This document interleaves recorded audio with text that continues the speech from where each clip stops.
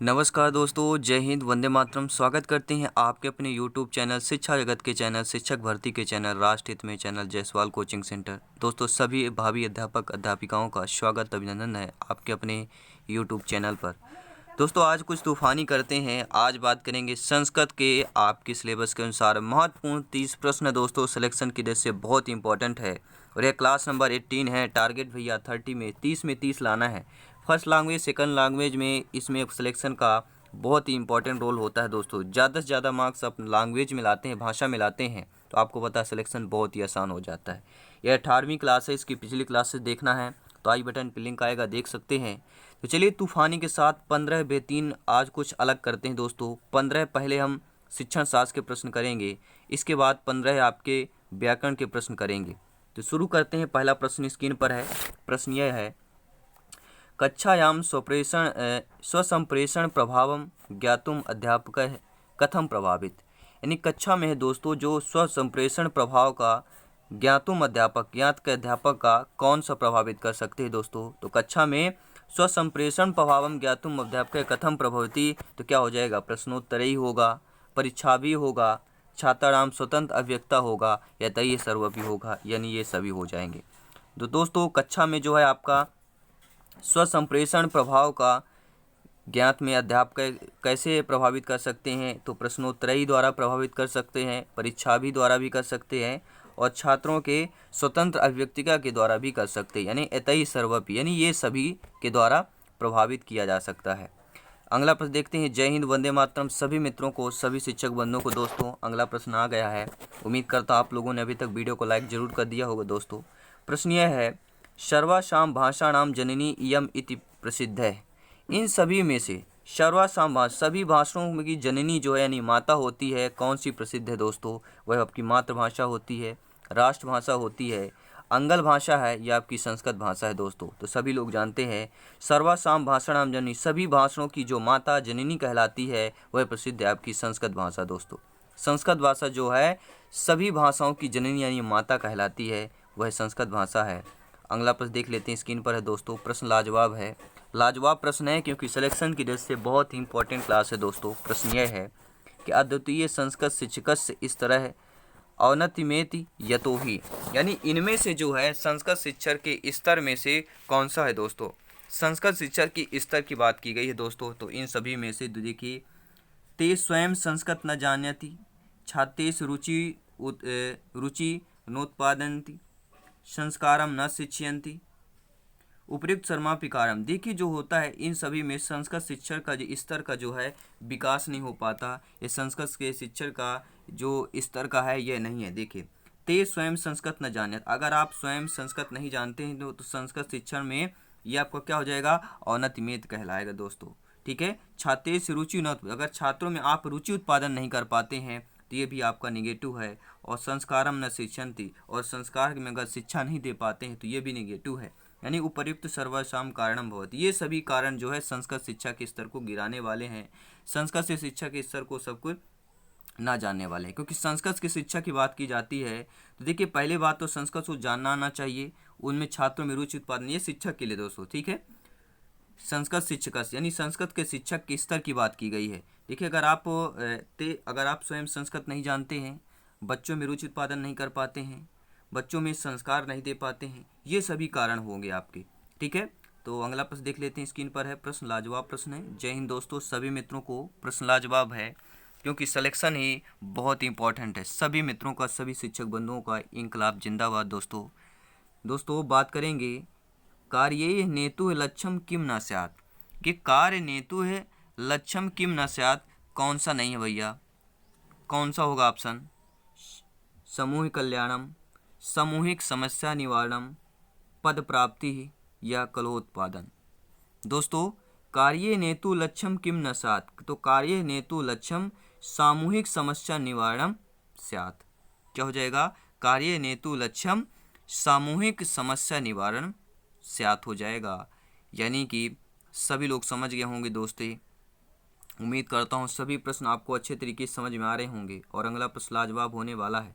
लाजवाब प्रश्न है, फटाफट वीडियो को लाइक कर दीजिएगा। सभी लोग आप लोग टीचर्स फैमिली हैं, सभी लोग अध्यापक हैं और टीचर्स का साथ देता है भैया। अध्यापक का जरूर आप लोग सपोर्ट कीजिए लाइक शेयर करके दोस्तों, क्योंकि शिक्षक भर्ती का चैनल है और सिलेक्शन का दूसरा नाम जायसवाल कोचिंग सेंटर है। जय हिंद दोस्तों। प्रश्न आ चुका है अगला कि मनोविज्ञान गुणम कक्षायाम छात्रई है कथम ज्ञान मधिकम प्राप्तवन्तु।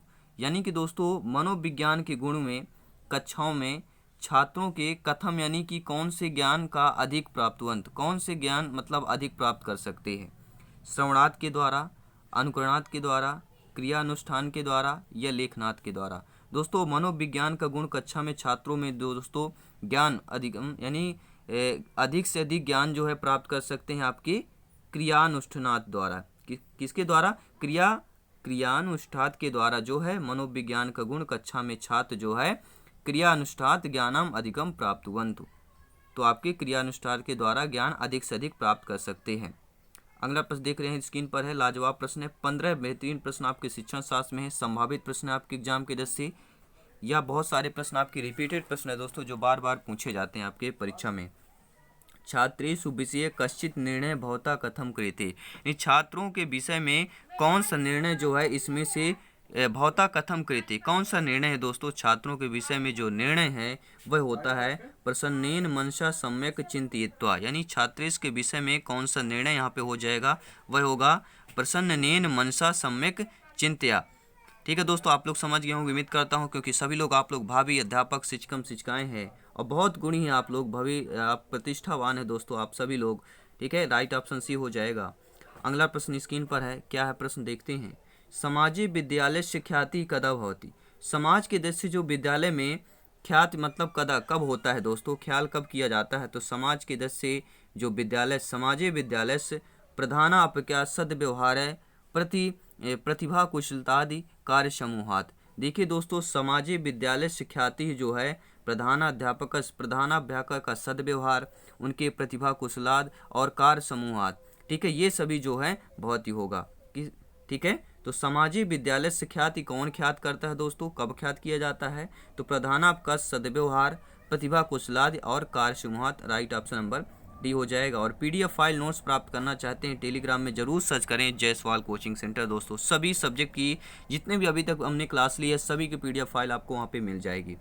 प्रश्न देख लिए हैं कि अध्यापक ये मनोविज्ञानी। देखिए दोस्तों अध्यापक जो होते हैं मनोविज्ञानी हैं, आवश्यकता नास्ति। क्या अध्यापक मनोविज्ञानी अध्यापक की आवश्यकता नहीं होती है। स्यादेव हैं आपके स्वमेव ज्ञासति या ना ज्ञाते। तो देखिए जो अध्यापक मनोविज्ञानी वह स्यादेव कहलाते हैं, तो राइट ऑप्शन नंबर बी हो जाएगा। अगला प्रश्न देख लेते हैं स्क्रीन पर, लाजवाब प्रश्न है। जय हिंद दोस्तों। प्रश्न यह है समाजम परितः व्याप्तस्य भ्रष्टाचारस्य निरोधे कह उत्तम उपाय। समाज के परितः यानी कि समाज के चारों तरफ जो व्याप्त भ्रष्टाचार है इसका निरोध करने का उत्तम उपाय क्या होगा। निरोध है यानी कि इसका उपचार जो है, जो हमारे समाज के चारों परितः यानी चारों तरफ व्याप्त, यानी कि सभी लोग जानते हैं भ्रष्टाचार जो व्याप्त है आपका, इसका निराकरण करने के लिए सर्वोत्तम उपाय क्या हो सकता है।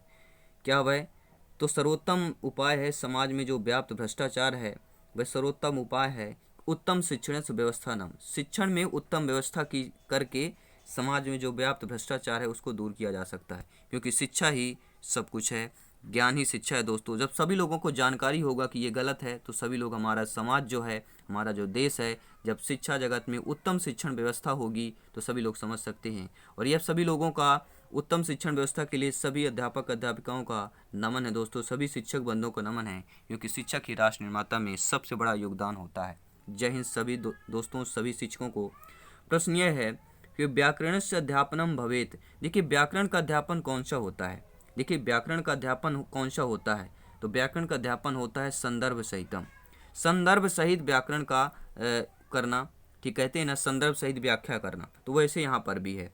ठीक है, आपने 9th 8th में पढ़ा होगा, पहले आता था कि संदर्भ सहित व्याख्या कीजिए। कोई भी पोएम, कोई भी लेख, कुछ भी कविता लिख जाए तो उसमें लिखा जाता था कि संदर्भ सहित व्याख्या कीजिए। लेकिन यहाँ पे व्याकरण से अध्यापन भवेत, व्याकरण का अध्यापन करना कैसा होता है, संदर्भ सहित, यानी संदर्भ सहित अध्यापन करना सबसे अच्छा माना जाता है।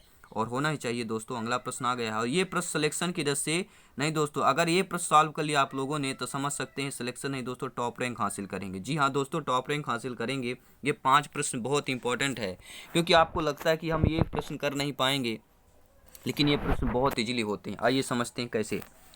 प्रश्न यह है दोस्तों कि अध्यापिका द्वितीय कक्षाएं छात्रेभ्य भावभंगिमाभ्यः तथा मुख अभिव्यक्ति द्वारा कथां श्रावति अनन्तरं चातां क्यां स्वमातृभाषायां वक्तुं तान् निर्दिशति एवं सा मूल्यांकनं करोति। अब यहाँ पे मैं आपको बता देना चाहता हूँ क्या पूछा गया है। पूछा क्या गया है दोस्तों, मैं आपको पूरा चीज़ें यहाँ पे बताने वाला हूँ। क्या पूछा गया है देखिए, अध्यापिका द्वितीय कक्षा के अध्यापिका जो है छात्रों में भाव अभिंगामिभि तथा मुख अभिव्यक्ति द्वारा, देखिए भाव जो होता है भाव अधिगम का छात्रों को और मुख अभिव्यक्ति द्वारा कथाम श्रावती यानी कथा सुनाती हैं। ठीक है, क्या है, द्वितीय कक्षा की जो अध्यापिका हैं छात्रों में भाव से संबंधित जो आपकी मुख अभिव्यक्ति द्वारा जो है कथा श्रावत यानी सुनाती हैं। तो अनंतरम चा ताम कथाम स्वमातृभाषा वक्तुम ताम निर्जसी, ये सभी में से अनंतरम यानी कि चा ताम कथाम स्वमातृभाषा सभी लोग जानते हैं। ठीक है, वक्तुम तान निर्देशती, उनको यह बोलते अपने मातृभाषा में बोलने के लिए बोला जाता है, निर्देशित किया जाता है। तो ऐसा मूल्यांकन करना दोस्तों क्या कहलाएगा उस अध्यापिका के लिए। देखिए अध्यापिका जो है एक आपकी मुख व्यक्ति द्वारा एक कथा बोलती है, भाव से संबंधित है और उसमें बोला जाता है बच्चों में कि अपने स्वमातृभाषा में से बोलिए, निर्देशित करती हैं। तो ऐसा मूल्यांकन करना अध्यापिका के लिए कौन सा होगा, तो होता है श्रवण कौशलस। क्या हो जाएगा, श्रवण कौशलस हो जाएगा, क्योंकि अध्यापिका बोल रही है बच्चे क्या कर रहे हैं, बच्चे क्या कर रहे हैं, सुन रहे हैं, तो उनके श्रवण कौशल का मूल्यांकन हो जाता है दोस्तों कि बच्चे अच्छे तरीके से सुन पा रहे हैं कि नहीं सुन पा रहे हैं। अगला प्रश्न देख लेते हैं। प्रत्येकम भाषाएं विशिष्ट ध्वनि विशिष्ट संरचनाएं विशिष्ट शब्दावली चा भवंती भाषाएं एवं विविध वैशिष्ट्यम सूचित यदि भाषा वर्तते, यानी दोस्तों प्रत्येक भाषा में विशिष्ट ध्वनि विशिष्ट संरचना विशिष्ट शब्दावली होती है। प्रत्येक भाषा में विशिष्ट ध्वनि होती है, संरचना होती है और आपकी विशिष्ट शब्दावली होती है। तो भाषाएं एवं विविध वैशिष्ट्यम सूचित यदि भाषा वर्ते, ये सभी जो विविध प्रकार की सूचना होती है, विविध प्रकार के आपके वैशिष्ट होती है, ये सूचना किसका करती है, तो यत भाषा वर्तते, यह भाषा कौन सी होगी। देखिए जब प्रत्येक भाषा में विशिष्ट ध्वनि भी हो, आपका विशिष्ट संरचना भी हो और विशिष्ट शब्दावली हो, तो क्या हो जाएगा, एका व्यवस्था कहलाएगी। कौन सा कहलाएगा आपका, यहाँ पे एका व्यवस्था हो जाएगा, जहाँ की प्रत्येक भाषा में विशिष्ट ध्वनि भी हो, विशिष्ट आपका संरचना भी हो, शब्दावली हो, तो ये सभी एक क्या हो जाएगा, एका भाषा हो जाएगा। यानी राइट ऑप्शन नंबर 4 हो जाएगा, डी हो जाएगा। और अगला प्रश्न आ चुका है। जय हिंद दोस्तों, प्रश्न लाजवाब है, ध्यानपूर्वक देखिएगा। सिलेक्शन के जैसे प्रश्न इंपॉर्टेंट है दोस्तों कि शिक्षक अभिभावक सम्मेलन, शिक्षक जो है अभिभावक के मिलने के समय जो है शिक्षक अभिभावक सम्मुखे, शिक्षक जो है अभिभावक की मुख्य सम्मुखे मतलब क्या होता है, आमने सामने। एकम स्यूतम दर्शति यस्मिन छात्रेण कथान चिंताकन, उसमें सूचना देते हैं अभिभावक को शिक्षक कि आपका जो छात्र है कथा नाम चिंताकन लेखन प्रदेशम निबंधम कथिदाम संग्रह अस्ति। ठीक है, तो जो आपका बच्चा है चित्रांकन में, लेखन प्रतिदर्श के, निबंध में, कथादीनम में संग्रह बहुत ही अच्छा है। तो यह जो सूचना है यह सहस्यूत उच्चते, यह सूचना जो है क्या होगा, शिक्षक जब अभिभावक को बोलते हैं कि बच्चा आपका ऐसा है, ऐसा पढ़ लेता है, ऐसा सब कुछ कर लेता है, जब अभिभावक को शिक्षक बताते हैं आमने सामने होकर, तो ये जो शिक्षक का अभिभावक के प्रति बोलना होता है ये क्या सूचित करता है दोस्तों, तो ये सूचना संग्रह कहलाएगा। ठीक है, अध्यापक जो है आपके शिक्षक जो हैं अभिभावकों को सूचना संग्रह बता रहे हैं कि आपका बच्चा ऐसा है, तो क्या हो जाएगा, सूचना संग्रह हो जाएगा सारी चीज़ें। ठीक है, अगला प्रश्न देख लेते हैं क्या है। अगला प्रश्न लाजवाब है, ध्यानपूर्वक देखिएगा, प्रश्न इंपॉर्टेंट है कि मुद्रित सामग्री वातावरण निर्माण में, देखिए मुद्रित सामग्री वातावरण का निर्माण करना अधोलिखित यानी इनमें से कौन से महत्व न्यूनतम अस्ति, कौन से महत्व जो है कौन सी इंपॉर्टेंट न्यूनतम है यानी नया है दोस्तों। ठीक है, मुद्रित सामग्री वातावरण के निर्माण में इन सभी में से कौन सा जो है महत्तम न्यूनतम है दोस्तों, तो वह है दूरदर्शनम संगणक स्मार्टफोन आदि नाम दृश्य माध्यम चालनम, यानी दूरदर्शन हो गया, संगणक हो गया, स्मार्टफोन हो गया, ये सभी जो है दृश्य साधन या दृश्य माध्यम चलनम हो जाएगा। तो आपका मुद्रित सामग्री वातावरण निर्माण में जो है महत्व न्यूनतम होगा, पहला ऑप्शन जो आपके दिए गए हैं वही राइट आंसर हो जाएगा। और अगला प्रश्न आपका 15वां प्रश्न है पेडागोजी का। आपको पता है 15 बेहतरीन शिक्षण शास्त्र के प्रश्न पूछे जाते हैं दोस्तों, सिलेक्शन की वजह से बहुत इंपॉर्टेंट है कि भाषा एक में अगर आपने दोस्तों 25 से 28 मार्क्स ले लिया हमने, 25 अगर ले लिया भाषा सेकंड, फर्स्ट और सेकंड में 25-25 ले लिया तो आपके टोटल 50 मार्क्स हो जाते हैं। 60 में से 50 मार्क्स यहीं से हो जाते हैं और फिर आपके बचता है 70 मार्क्स। तो भैया आप लोग सभी लोग जानते हैं 90 में से 70 मार्क्स आप वहाँ पे ला सकते हैं। प्रश्न यह है कि यदा पाठे तर्क संगत क्रमः चित्राणाम सुव्यवस्थित नियोजनम दृश्यते तदा उच्यते तस्मिन् पाठे अस्ति। यानी दोस्तों यदा पाठे, जो अगर तर्क संगत पाठ्यक्रम का है, पाठ है आपका, उसमें विचाराम सुव्यवस्थित योजनम, उसमें विचार का जो है सुव्यवस्थित नियोजन दिखाई पड़ता है। तदा उच्यते तस्मिन् पाठे, तब उस पाठ को क्या बोला जा सकता है, क्या उस पाठ कैसा हो सकता है पाठ, तो आपका सुसंगठित पाठ कहलाएगा दोस्तों। क्योंकि यदा पाठे, जब पाठ में तर्क संगत विचार सुव्यवस्थित का नियोजन दिखाई देता है, किसी भी पाठ में तर्क संगत भी हो और विचारों का सुव्यवस्थित नियोजन किया गया हो तो उस पाठ को क्या बोलता है, सुसंगति बोल सकते हैं। यानी राइट ऑप्शन भी हो जाएगा। अब बात आती है दोस्तों जय हिंद वंदे मातरम सभी मित्रों को। अगर आपने ये 15 प्रश्न क्वेश्चन बेहतरीन आपने अटेंड किया है तो ये 15 आपके जो आपके रहने वाले हैं व्याकरण के महत्वपूर्ण प्रश्न होने वाले हैं। तो आइए शुरू करते हैं। यूट्यूब में शिक्षा जगत का चैनल आपका जायसवाल कोचिंग सेंटर है, शिक्षक भर्ती का चैनल है। तो सभी शिक्षक बंधुओं को मेरा जय हिंद वंदे मातरम है दोस्तों। प्रश्न क्या है ये देख लेते हैं। पाणिनीय शिक्षायाम कति वर्णाय स्वीकृते, पाणिनी जो है शिक्षों में कितने वर्ण को स्वीकृत करते हैं भैया, तो आपकी जो पाणिनी है वह पाणिनी शिक्षायाम कति वर्णाय स्वीकृति, तो आपके कितने हो जाएंगे, कितने हो जाएंगे सभी लोग कमेंट करेंगे दोस्तों। तो क्या हो जाएगा, त्रिष्ठि चतुर खष्टिवराय, क्या हो जाएगा, राइट ऑप्शन नंबर 4 हो जाएगा। पाणिनि कति वर्णाय स्वीकृते तिष्ठि त्रिखष्टि चतुर खष्टिवराह, यानी कि राइट ऑप्शन नंबर 4 हो जाएगा। अगला प्रश्न देख लेते हैं, स्क्रीन पर है। लाजवाब प्रश्न है, सभी प्रश्न इंपॉर्टेंट है दोस्तों। कि समान रूपे अचाय संति, समान रूप में अचाय कौन सा बोला जाता है, तो समान रूप के जो अचाय होते हैं कितने प्रकार के होते हैं, तो त्रयोदश, यानी कि 13 प्रकार के होते हैं। समान रूप से जो अच होते हैं तो अच आपके त्रयोदश यानी कि 13 प्रकार के होते हैं दोस्तों। अगला प्रश्न आ चुका है। अब इस प्रश्न को आप लोग आंसर बताएंगे, इस प्रश्न का जवाब आप लोग देंगे कि इसका इस प्रश्न का आंसर क्या होगा दोस्तों।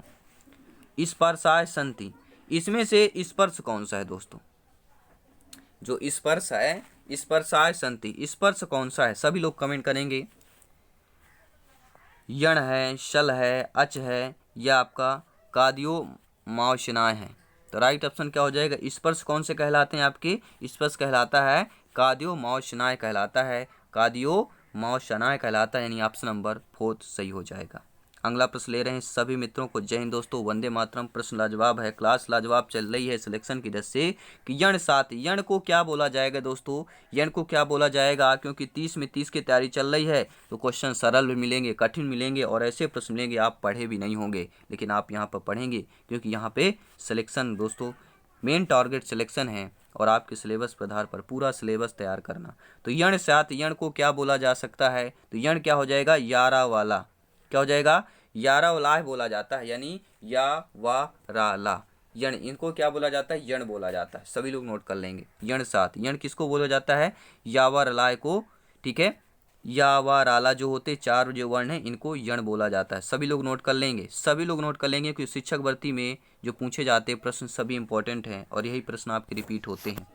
पाणिनि शिक्षायाम उच्च उच्चारण स्थान कति शांति, देखिए पाणिनि जो शिक्षा में उच्चारण स्थान की कितने हैं दोस्तों, उच्चारण स्थान कितने बताएं, पाणिनि ने शिक्षा में उच्चारण स्थान कितने बताए हैं दोस्तों, सभी लोग कमेंट करेंगे। 5, 7, 9, 8, 5, 7, 9, 8 कितने बताएं।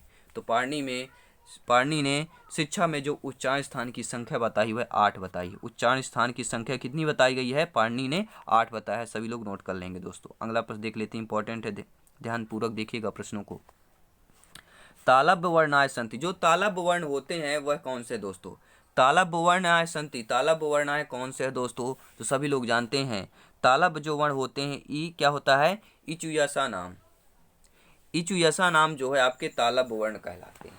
सभी लोग नोट कर लेंगे तालब्य वर्ण इचुयसा नाम, ठीक है, इचुयसा नाम जो वाले वर्ण होते हैं आपके तालब्य वर्ण कहलाते हैं, यानी राइट ऑप्शन बी हो जाएगा। अगला प्रश्न देख लेते हैं, इंपॉर्टेंट प्रश्न है, ध्यान दीजिएगा।